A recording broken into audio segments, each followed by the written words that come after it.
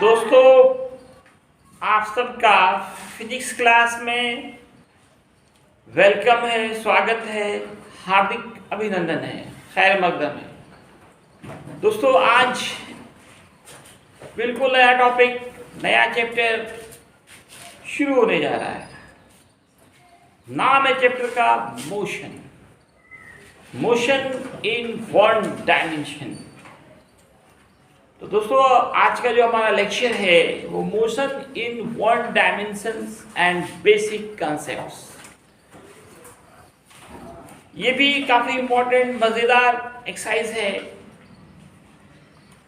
आपसे मैं एक सवाल पूछता हूं, क्या एक ही ऑब्जेक्ट एक ही समय में रेस्ट और मोशन दोनों में हो सकते हैं या नहीं? इस सवाल का जवाब आपको इसी वीडियो में मिलेगा। इसके लिए वीडियो को पूरा देखें, लाइक करें, शेयर करें, सब्सक्राइब करें, अच्छा कमेंट्स करें। तो दोस्तों, मोशन चैप्टर शुरू हो रहा है। मोशन, गति। तो सबसे पहला तो टॉपिक आता है व्हाट इज मोशन। गति क्या है? तो गति क्या है दोस्तों? अगर किसी ऑब्जेक्ट का पोजीशन किसी अदर फिक्स ऑब्जेक्ट के रिस्पेक्ट में टाइम के साथ साथ चेंज हो रहा हो, तब वह ऑब्जेक्ट मोशन में कहलाएगा। मोशन कोई फिजिकल क्वांटिटी नहीं है। कुछ लोग बोलेंगे मोशन का यूनिट डायमेंशन क्या होता है? तो मोशन तो कोई फिजिकल क्वांटिटी है नहीं। यूनिट और डायमेंशन किसका होगा? फिजिकल क्वांटिटी का। मोशन क्या है? पोजीशन बता रहा है, किसी ऑब्जेक्ट का पोजीशन को शो कर रहा है, किसी ऑब्जेक्ट का पोजीशन चेंज हो रहा है या नहीं हो रहा है। तो दोस्तों, कोई ऑब्जेक्ट मोशन में है या रेस्ट में है, इसको बताने के लिए, एक्सप्लेन करने के लिए पहला काम करना पड़ता है, कोई फिक्स्ड ऑब्जेक्ट लेना होगा और उसी की कंपेयर करना पड़ेगा, तुलना करना पड़ेगा कि अब ऑब्जेक्ट का पोजीशन चेंज हो रहा है या नहीं हो रहा है। अगर किसी फिक्स ऑब्जेक्ट के रिस्पेक्ट में टाइम के साथ साथ ऑब्जेक्ट का पोजीशन चेंज हो, तब वह ऑब्जेक्ट मोशन में कहलाएगा, और अगर चेंज नहीं हो तो वो रेस्ट में कहलाएगा। जैसे देखिए दोस्तों, अभी आप क्लास में बैठे हुए हैं, तो आप रेस्ट में या मोशन में? बैठे हुए हैं। सवाल यहाँ पे बैठे हुए हैं आप क्लास में। तो आप क्लासरूम के बेंच, अर्थ के रिस्पेक्ट में आप रेस्ट में। लेकिन दोस्तों, हम सबको मालूम है कि हमारा अर्थ जो है काफी तेजी से रोटेट हो रहा है। डबल मोशन है अर्थ के अंदर। एक तो रोटेशनल मोशन, जिसके कारण दिन और रात हो रहे हैं। दूसरा रिवॉल्विंग मोशन, अर्थ अपने ऑर्बिट पे भी तेजी से घूम रही है अराउंड द सन, जिससे आपके मौसम बदल रहे हैं। तो जब अर्थ घूम रही है तो अर्थ की हर वस्तु घूम रही है। तो आप अर्थ पे चाहे बैठे रहें, सोए रहें या चलें, आप मोशन में हैं। बस से कहीं जा रहे हैं, ट्रेन से कहीं जा रहे हैं, ट्रेन के सीट को देखिए, बस के सीट को देखिए, बस को देखिए, ट्रेन को देखिए, तो लगेगा आप किस में है? रेस्ट में है। लेकिन भाई रोड को देखिए, बाहर झांक के देखिए, कैसा लगेगा आपको? ये सब कुछ मोशन में है, हम भी चल रहे हैं। जब आप बस से कहीं जाते होंगे, ट्रेन से कहीं जाते होंगे दोस्तों, आपको लगता होगा, है ना, सबको अनुभव होता होगा कि ये पेड़, बिल्डिंग्स, सड़क, रोड सब पीछे भाग रहा है। क्या भाग रहा है? किधर जा रहा है? पीछे जा रहा है। ऐसा क्यों हो रहा है? तो दोस्तों, ये इसका जो मेन रीजन, पीछे जाता हुआ क्यों दिखता है, तो इसका रीजन है रिलेटिव वेलोसिटी, आपेक्षिक वेग। मैं एक चैप्टर आपको इसमें पढ़ाऊंगा, रिलेटिव वेलोसिटी। जब रिलेटिव वेलोसिटी निगेटिव हो जाती है तो ऑब्जेक्ट पीछे जाती हुई दिखती है। रिलेटिव वेलोसिटी प्लस में होगा तो ऑब्जेक्ट आगे जाएगा। रिलेटिव वेलोसिटी 0 हो जाएगा तो ऑब्जेक्ट रेस्ट में दिखेगा। तो दोस्तों, एक ही ऑब्जेक्ट एक ही समय में मोशन और रेस्ट दोनों में हो सकती है। एक आदमी सोया हुआ है, वो बेड के रिस्पेक्ट में, बिल्डिंग के रिस्पेक्ट में रेस्ट में है, लेकिन उसी समय वो ऑब्जेक्ट, क्योंकि अर्थ घूम रही है, तेजी से घूम रही है, तो वो ऑब्जेक्ट, वो आदमी, वो पर्सन जो सोया हुआ है वो भी मोशन में है with respect to other planets, stars, satellites etc। तो दोस्तों एक ही ऑब्जेक्ट एक ही समय में रेस्ट और मोशन दोनों में हो सकता है। तो रेस्ट और मोशन दोनों को एक्सप्लेन करने के लिए पहले क्या चाहिए? एक फिक्स ऑब्जेक्ट चाहिए। तो उस फिक्स ऑब्जेक्ट का नाम होता है फ्रेम ऑफ रेफरेंस, निर्देशन फ्रेम कहते हैं। क्या कहते हैं? निर्देशन फ्रेम।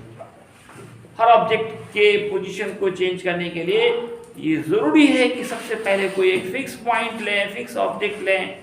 उस फिक्स ऑब्जेक्ट या इस फिक्स पॉइंट का नाम फ्रेम ऑफ रेफरेंस होता है, हिंदी में निर्देशन फ्रेम कहते हैं। ये दो तरह के होते हैं, एक इनर्शियल फ्रेम ऑफ रेफरेंस और दूसरा non inertial frame of reference. ये इनर्शियल फ्रेम ऑफ रेफरेंस वैसे फ्रेम ऑफ रेफरेंस होते हैं जिसमें न्यूटन्स के जो लॉज ऑफ मोशन है, खास के जो फर्स्ट लॉ ऑफ मोशन है, जिसको लॉ ऑफ इनर्शिया भी कहते हैं, जड़त्व का नियम। ऐसा नहीं कि न्यूटन साहब ने दे दिया तो हर बात सही होगी। न्यूटन के बहुत सारे लॉ आगे चल के गलत हुए। न्यूटन के ये फर्स्ट लॉ ये नहीं कि अब हर जगह वैलिड है, ये कुछ ही जगह वैलिड है और कुछ जगह बिल्कुल ही इनवैलिड हो जाता है, गलत हो जाता है वहाँ पे। तो जिस फ्रेम ऑफ रेफरेंस के लिए न्यूटन्स लॉज ऑफ मोशन सही हो जाए वो कहलाएगा इनर्शियल फ्रेम ऑफ रेफरेंस। जहाँ Newton's laws of motion valid हो वो इनर्शियल फ्रेम ऑफ रेफरेंस कहलाता है, और जहाँ ये इनवैलिड हो वो non inertial frame of reference कहलाता है। अब आइए दोस्तों डिस्टेंस पे, दूरी क्या है? आपसे मैं भी एक सवाल पूछ रहा हूं, क्या आप पूर्णिया से पटना की दूरी घटा बढ़ा सकते हैं? क्या आप पूर्णिया से अररिया की दूरी घटा बढ़ा सकते हैं? क्या घटा सकते हैं या बढ़ा सकते हैं? है ना? तो एक इंटरेस्टिंग सवाल है ये दोस्तों, है ना? क्या हम पूर्णिया से अररिया की दूरी, पूर्णिया से पटना की दूरी, इंडिया से अमेरिका की दूरी घटा बढ़ा सकते हैं? यस या नो? सोचिए, दिमाग पे जोर डालिए दोस्तों। हम घटा भी सकते हैं और बढ़ा भी सकते हैं। पूर्णिया से अररिया की दूरी घटा भी सकती है और बढ़ा भी सकती है। रास्ता बदल देंगे।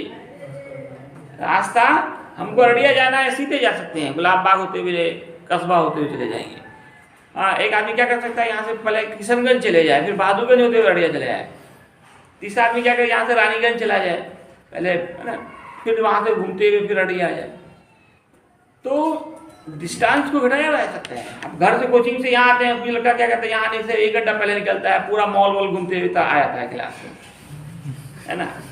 कोई लड़का है ना क्या करता है, क्लास आना है, वो 1 घंटा पहले निकला, पूरा बाजार घूम करके तब क्लास में आया, एक सीधे आ गया। तो डिस्टेंस तो बदल सकते हैं। डिस्टेंस है क्या? Length of path. रास्ता बदल देंगे, डिस्टेंस क्या होगा? बदल जाएगा। रास्ता बदल देंगे तो दूरी बदल जाएगी। रास्ते की लंबाई को ही दूरी कहते हैं। The total length of path is called distance. समझ रहे हैं? डिस्टेंस को हम घटा बढ़ा सकते हैं।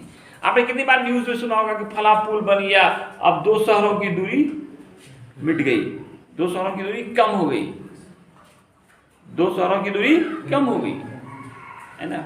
बॉम्बे में समुद्र में ही पुल बना दिया गया ताकि बॉम्बे के 2 छोर को क्या किया जाए, एक कर दिया जाए। नहीं तो पहले बहुत ज़्यादा दूर से घूम के आना पड़ता था। वो डिस्टेंस बिल्कुल क्या हुआ, कम हो गया। पुल बनने से नदी पे क्या होता है, आपको घूम के नहीं जाना पड़ेगा, डायरेक्ट आप नदी पार कर जाइएगा पुल से। तो डिस्टेंस को हम घटा बढ़ा सकते हैं, घटा बढ़ा सकते हैं। डिस्टेंस क्या है? टोटल लेंथ ऑफ पाथ है। ये किसी भी डायरेक्शन में हो सकता है पाथ, इसलिए ये डिस्टेंस जो है वो स्केलर क्वांटिटी है। फॉर्मूला आप, है ना, 4-5 क्लास के मैथमेटिक्स में शुरू हो जाता है, दूरी और, है ना, चाल का प्रॉब्लम, डिस्टेंस निकालने का क्वेश्चंस मैथमेटिक्स में। फिजिक्स में तो नहीं, वहाँ फिजिक्स तो होता नहीं, वहाँ पे मैथ ज़्यादा होता है। तो डिस्टेंस का फॉर्मूला आप पढ़े होंगे बचपन में, स्पीड इनटू टाइम। यूनिट की बात करें, डिस्टेंस लेंथ है तो मीटर होगा, डायमेंशन इसका दोस्तों क्या होगा, एल होगा। इसको आप m0 LT0 लिख सकते हैं। ये डिस्प्लेसमेंट क्या है? तो ये आप पिछला चैप्टर जो वेक्टर है उसमें पूरा पढ़ा। कल भी इस पे न्यूमेरिकल्स आपको बताया जा रहा था डिस्प्लेसमेंट पे। एक आदमी रात में बेड पे सोया, सुबह जग गया, तो डिस्प्लेसमेंट कितना हुआ? 0। क्योंकि इनिशियल और फाइनल पॉइंट दोनों एक ही जगह। एक आदमी यहाँ से अमेरिका, जापान, रूस जाए, फिर घूम के घर आ जाए, डिस्प्लेसमेंट कितना होगा? 0। जहाँ है अगर पूरा घूम के वहीं आ गए तो डिस्प्लेसमेंट क्या होगा? 0। आप घर से यहाँ पढ़ के नहीं यहाँ है, यहाँ से पढ़ के घर जाइए, डिस्प्लेसमेंट क्या होगा? 0।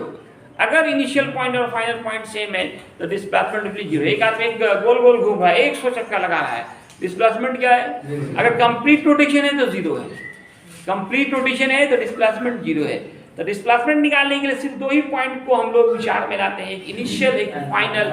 उस दोनों को एक स्ट्रेट लाइन से मिलाते हैं। उस स्ट्रेट लाइन का लेंथ शॉर्टेस्ट लेंथ होता है, मिनिमम डिस्टेंस होता है। उसी शॉर्टेस्ट लेंथ को, मिनिमम डिस्टेंस को ही दोस्तों क्या कहते हैं? डिस्प्लेसमेंट कहते हैं। ये वेक्टर में भी आपको पढ़ाया गया था, डिस्प्लेसमेंट वेक्टर।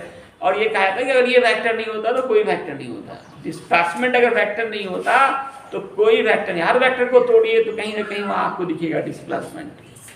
क्या दिखेगा? डिस्प्लेसमेंट दिखेगा। तो डिस्प्लेसमेंट होता है क्या? शॉर्टेस्ट डिस्टेंस बिटवीन इनिशियल मतलब प्रारंभिक शुरुआत जहां से कर रहे हैं आप, एंड फाइनल पॉइंट जहां आप पहुंच गए, जहां आपका मंजिल था, इसका डिस्प्लेसमेंट। डिस्प्लेसमेंट क्या है? वेक्टर क्वांटिटी है, फार्मूला वेलोसिटी इनटू टाइम होता है। SI unit of displacement metre होता है, डायमेंशन इसका L होगा। ज्यादा बड़ा कौन होता है? प्रायः जो है डिस्टेंस ग्रेटर होता है। डिस्टेंस ग्रेटर इक्वल होगा डिस्प्लेसमेंट के, या डिस्प्लेसमेंट लेस देन इक्वल होगा डिस्टेंस के। कभी भी डिस्टेंस बड़ा नहीं होता, डिस्प्लेसमेंट बहुत होगा तो दोनों बराबर होगा। प्रायः जनरली डिस्प्लेसमेंट क्या होता है? छोटा होता है और डिस्टेंस बड़ा होता है।